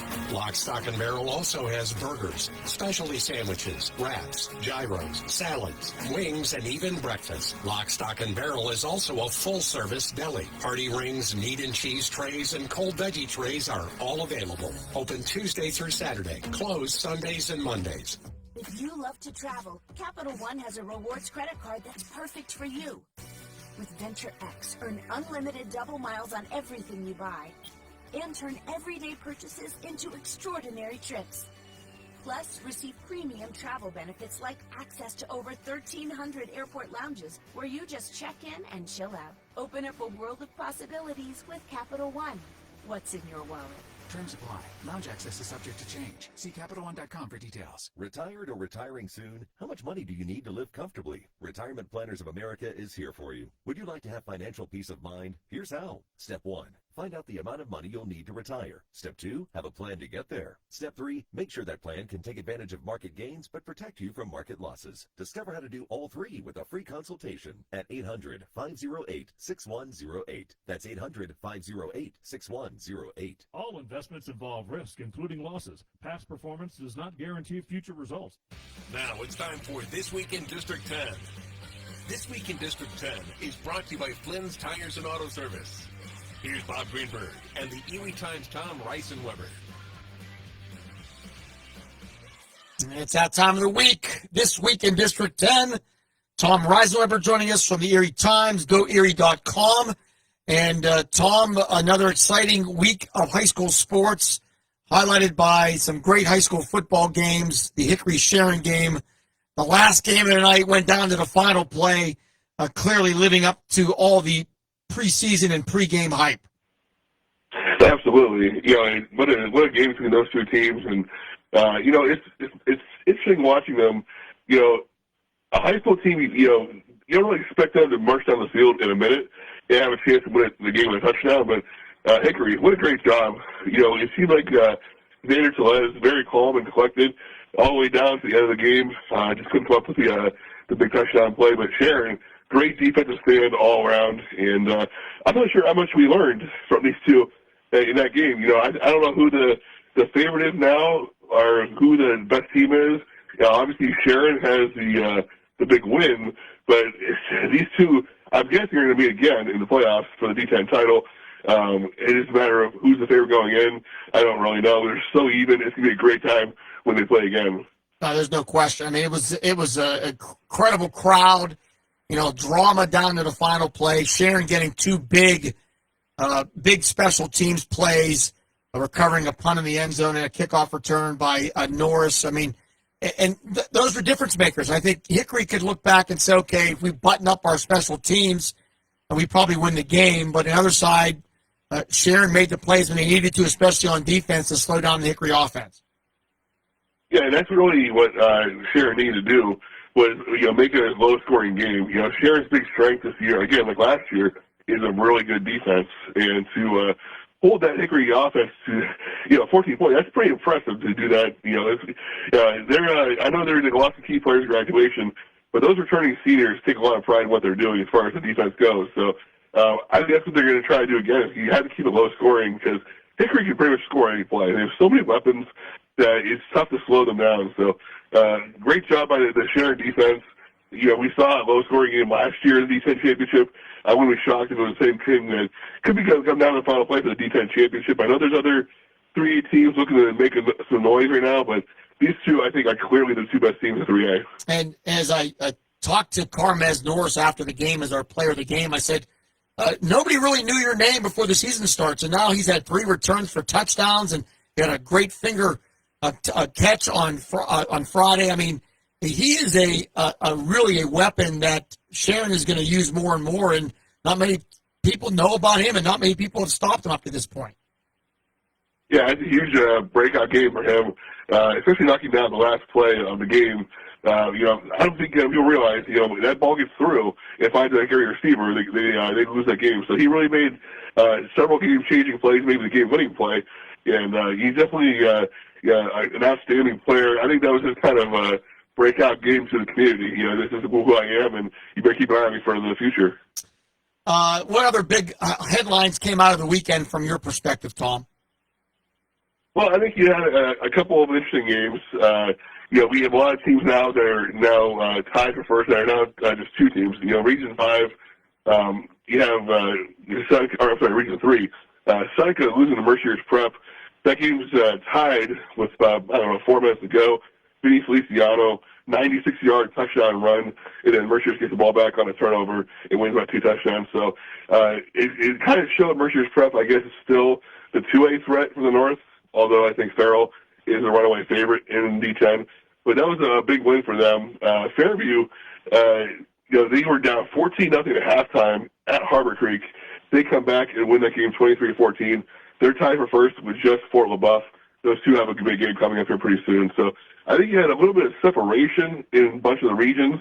You have two teams that are now 1-0, 2-0 in the region. The other big game up here was McDowell holding off Erie High. It's such an interesting dynamic after the game. If you walked in when the game ended, you would have thought Erie High won and McDowell lost. McDowell was so upset. They only won 28-24. Erie High scored in the final minute, got the onside, and they were one pass play away from winning that game. So Erie High had all kinds of momentum with a very interesting game this coming week when they host Hickory up here on Saturday afternoon at 1 o'clock. That game has been going back and forth so many times. Erie High just put in new turf at Fred Whitneycoff Field, which is behind Erie High School, and they wanted to play one game there this year. And they chose Hickory, which was ridiculous because Hickory brings so many people, and they bring the band. There's only seating for about 500 people at that stadium. So luckily that was changed back to Veterans Stadium. So it'll be a very interesting game with a decent crowd on Saturday at 1 o'clock. Yeah, you mentioned Hickory having to play Erie, and now Sharon having to play Farrell on Saturday night. I mean, talk about going from one rivalry to the next. How will Sharon respond? Yeah, that's going to be tough. It's after a huge win, you don't want that emotional letdown, and it's a rivalry game. You can't really, you can guess who's winning that game going in, but you look at, week 1 results with Hickory beating Farrell by 4. And if you beat Hickory, do you think you're the favorite? Nothing's ever certain in a rivalry. Farrell having a huge offensive game this past week against Mercer, including sophomore quarterback Aaron McGee's throwing for over 300 yards. So their offense is red hot going into a red hot defense. Something's got to give on Saturday, but it should be a great game. Tom, you've done this for a long time, so have I. I don't remember the last time. We are still in the month of September, and there is now only one undefeated team in the entire District 10 in football, Cathedral Prep. Yeah, and it's surprising therefore now, to be honest with you, with what they lost to graduation. Yeah, I think I was talking to someone about this earlier today. I think it's a sign of schools are now playing tougher schedules. They're playing tougher non-region schedules. You look at the Sharon Hickory game, those two probably should have both been 3-0. But Sharon went out and played Cathedral Prep. You look at Farrell, they could easily play 3 teams that didn't really matter. And their non-region schedule will be 4-0 right now. There's all kinds of examples where teams could be undefeated. Gerald McLean could be 4-0 if they never went to Newcastle week 1. So I think schools have really taken it upon themselves to play tougher teams, tougher opponents during the first couple weeks. You really want to test your team early on, especially when it's non-region. The games don't really matter when it's non-region. They count the standings, and everything, but the region games are what really matters. So you have these 4 or 5 weeks that you can really test yourself with a huge schedule. You look at Mercier's Prep. They went out and played Sharon. They played Oil City. They got beat up both times, but they're still in first place now. So I think you're seeing teams really want to play tougher schedules, get themselves ready for the regular season, and it's resulting in nobody's undefeated except for Prep now. PNWA board meets this Wednesday at 1 o'clock in person, so we won't be able to watch for the millionth time, but it looks the one tidbit that got my interest was it looks like they're at least on the first reading they're adding a recruiting rule which will now include social media to everything else that is not permitted, but that goes back to the Shady Side girls basketball coach that was suspended and then eventually had it overturned by a court. Just your thought about that. Yeah, it's tough to really mediate social media unless you take screenshots of things that happen when they happen. You can easily delete a tweet, delete a post. I know there's ways that some hackers can go back and find deleted stuff, but it's really hard to mediate that kind of thing when, especially now with Twitter, you can edit tweets, I believe, and you can edit Facebook posts. So it's tough. I know they wanted to avoid recruiting stuff and some bad posts on social media, but really I don't know how you kind of. It's hard to keep evidence that's really foolproof if you find something. With people being able to delete things right away, I guess you have to screenshot it immediately if you find something you want to turn something in to see out of the way. So I'm glad they're trying something, but I'm curious to see how it all works out because you can easily just erase some of this media stuff. 2 weeks from today, it's hard to believe, but it's 2 weeks away. The District 10 golf championships will be played up at the country club in Meadville, and it should be very interesting, especially on the team side where it looks like Hickory, the three-time defending state champion, is going to be in a real battle with Fairview, among others, but that looks like it's going to be very competitive on the girls' side. Absolutely. Those two have had great years. We saw it last year how it ended where Fairview was really in the mix. But Hickory is so good that it didn't really have a chance to compete for a state title, but Fairview made it to state college. So those two going at it again, it's going to be a lot of fun to watch. Not only the D10, but I think you could be looking at the two teams that are the two best in girls in the state. So, it all comes down to how you perform on that day. But I think those two, really have a good chance of winning a state title if they can beat each other.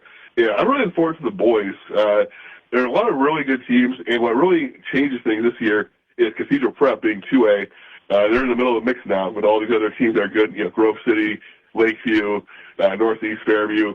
So the 2A boys can be very close. We'll see what happens. And the girls individually, Kate Sowers and Zoe Stern and Luciana Masters down here have all had great years. Will be contending for sure. And I know there's a bunch of great girls up north as well. So, yeah, it should be fun. That's 2 weeks from today will be the first round up at Meadville Country Club. Tom, we appreciate your time as always. Have a great week. We look forward to chatting with you next Monday. All right. Thanks a lot, Bob. All right. Tom Reisenweber of the Erie Times. Appreciate his insight as always. Our new little tradition here on Monday night, before we get into the games themselves, we are going to relive our plays of the week. We had 3 games we had on the air last week. We had Sharpsville Reynolds. We had Hickory Sharon. We had Grove City Slippy Rock. And here are the lock, stock, and barrel high school football plays of the week. Sharpsville Reynolds. 4th and goal at the 1. 2 receivers to the right. Long count from Zachary. He gets the snap, crashes over right guard, and did he get in? He did not. He did not get in. Sharpsville holds for the second time in the first 4 weeks. A huge defensive stand for the Sharpsville Blue Devils right before halftime. How about that? Hickory Sharon. Stanford gets a foot into it. It's a high spinning kick. And is taken at the 16-yard line by Norris, right up the middle. He's got a hold on 35, spins to the 40. He's running. He's on the 50. He's on the 40. Can they catch him? Stanford dives. Can't hold on. 10, 5, touchdown, Sharon. How long was that? from the 16-yard line. 84 yards for Norris, and the Sharon Tigers with another huge return for a touchdown. Goes up 19-7. Grove City, Slippery Rock. McCready throwing the ball downfield, has Clayton Martin behind the defense. Martin 5, he dives, is he in? Yes, touchdown Grove City. After the short punt, 24 yards, Lucas McCready's first touchdown pass of the season. He finds Clayton Martin. He scores for the second straight week, and Grove City makes it 27-7. Well, you run the ball, you run the ball, you run the ball. You get a break on special teams, and you come out first play action, hit your tight end over the middle. We talked about Slippery Rock bringing their safeties up to help against the run, to try to stop the run. And really, really nice play call, really good execution, and Grove City's busted this one open. There you go. Our 3 lock, stock, and barrel plays of the week, Hugh. Yeah, very exciting indeed. Let's jump in to week number 4, our review of week number 4. In a game that, of course, was broadcast on 96.7 FM, Mark and Bob brought it to you live. The Hickory Hornets and Sharon Tigers had quite a battle that came down to the very last play in the game.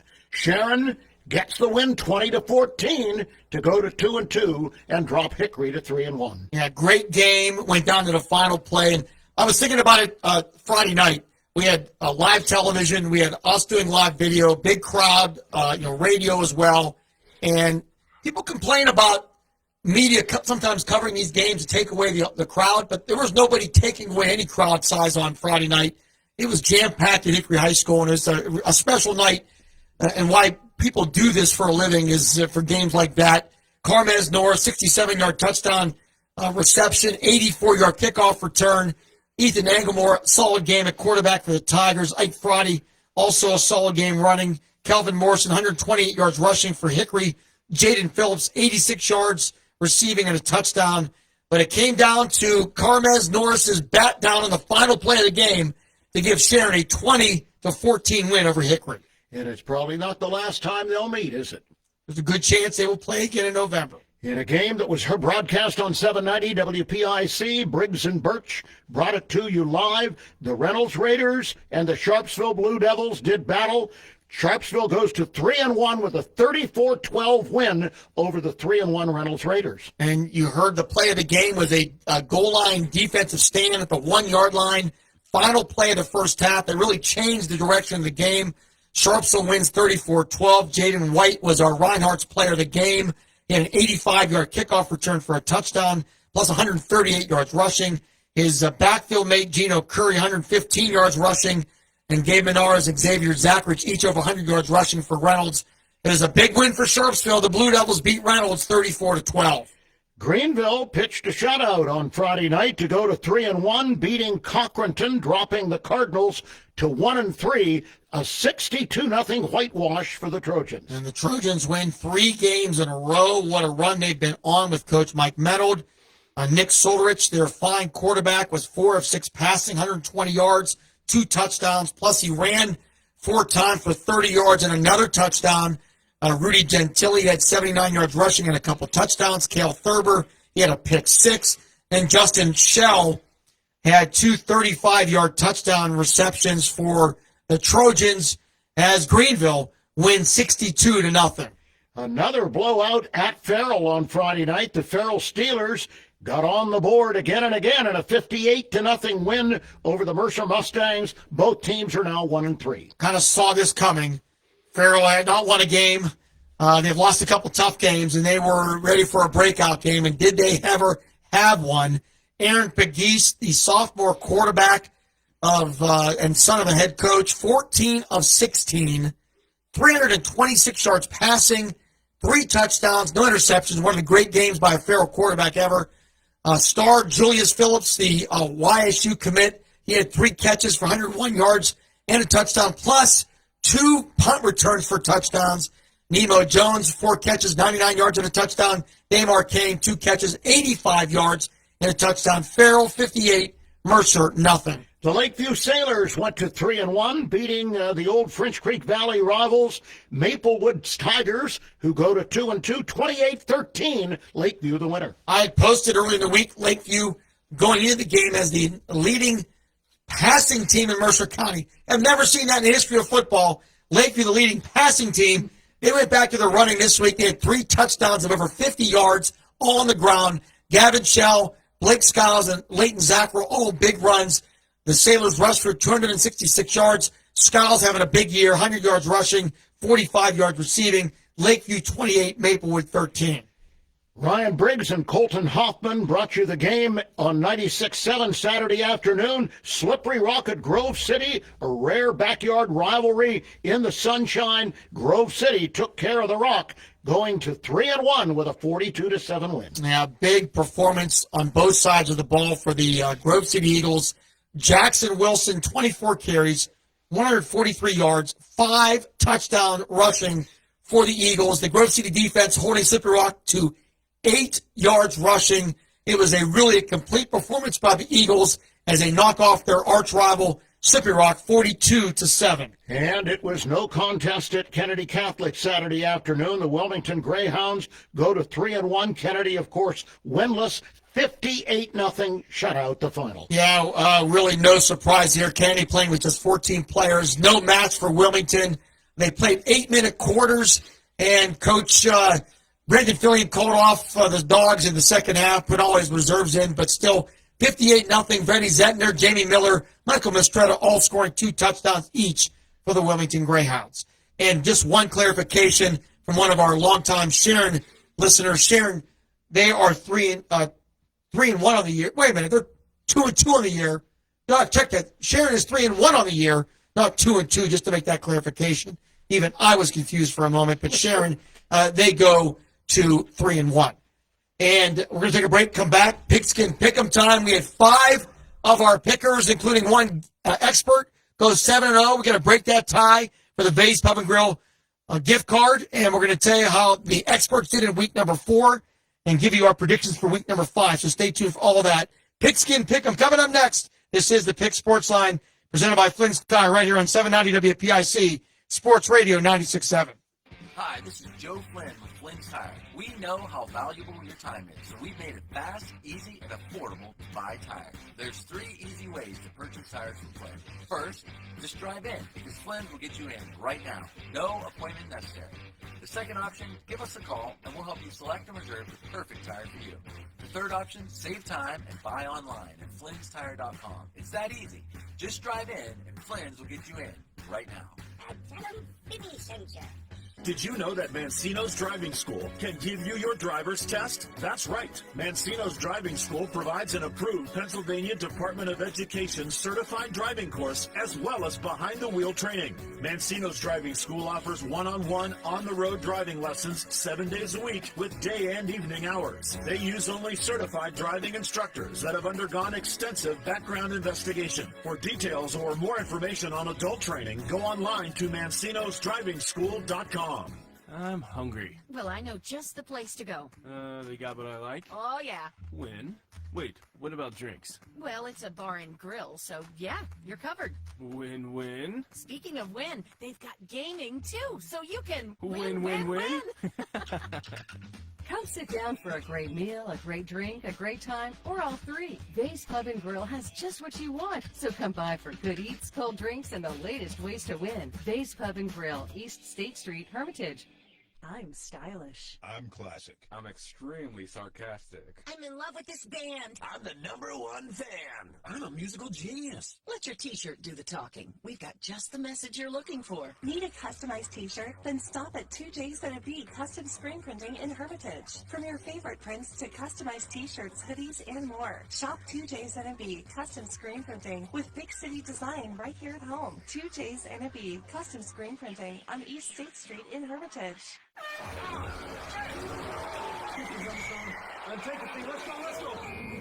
It's time now for our weekly edition of Pigskin Pick'em.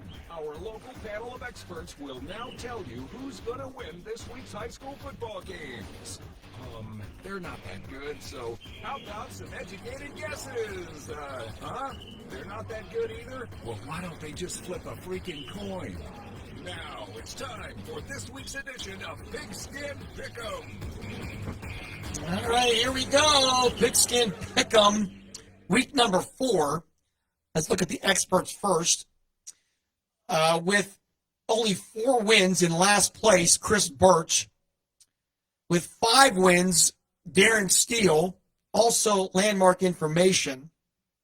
With 6 wins, Ken Moyer, Hugh Ringer, Ryan Briggs, Tom Reisenweber, Rob Molson, Mark Slazak, and yours truly.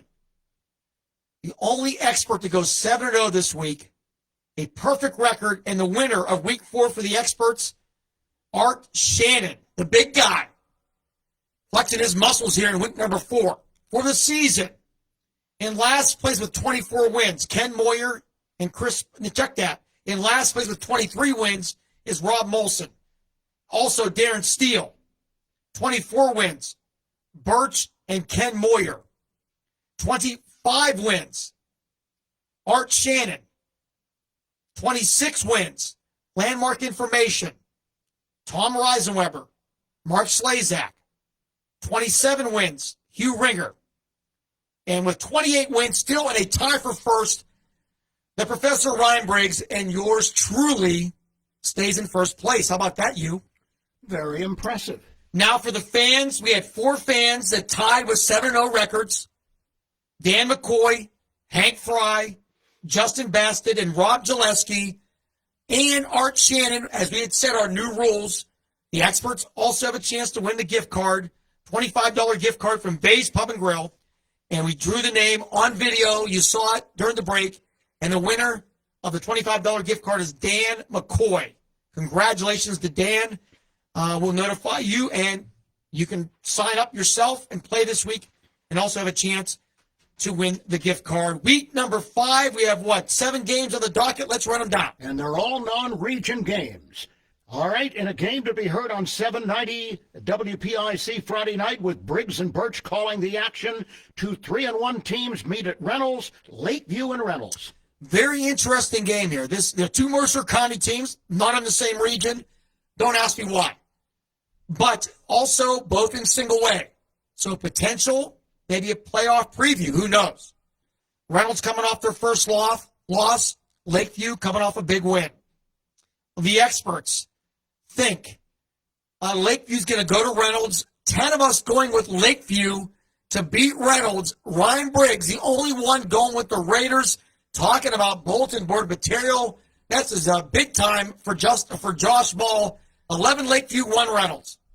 Mark Slazak and Bob Greenberg will be on 96.7 FM in Grove City on Saturday for the Fort LaBeouf Grove City game, another matchup of 3-1 teams. That game actually is Friday night. Either way, it's going to be a great matchup. Grove City and Fort LaBeouf both playing pretty well, both 3-1. Fort LaBeouf owns a win over Farrell, of course. Should be a very excellent, tight game. And the experts are going this way. 5 of us going with Fort LaBeouf. Reisenweber, Briggs, Steele, Shannon, and Moyer. 6 of us going with Lakeview, Landmark, Ringer, Birch, Molson, Slazak, and yours truly. 6 Grove City, 5 Fort LaBeouf. Might be a close game.